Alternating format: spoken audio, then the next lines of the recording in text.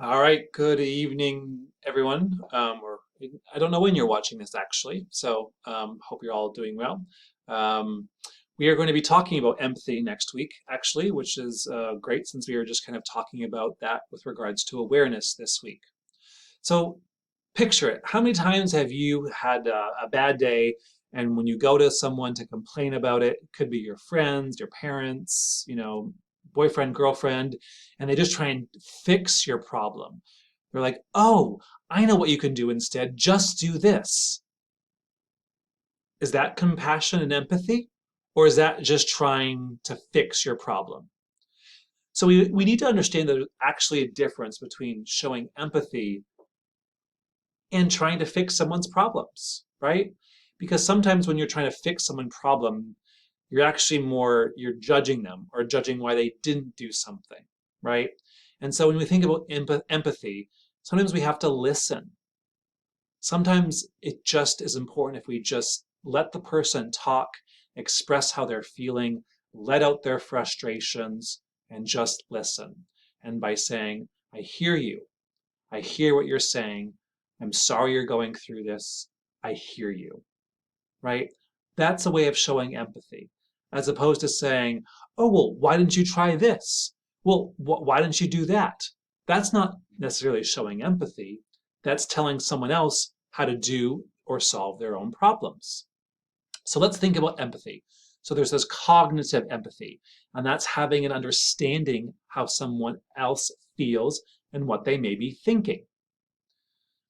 Then there's emotional empathy, and that's actually sharing the emotions of another person. And then there's compassionate empathy, understanding a person's difficulty and being moved to help. Okay?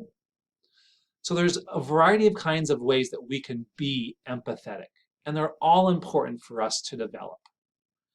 So why is empathy important for creative problem solving?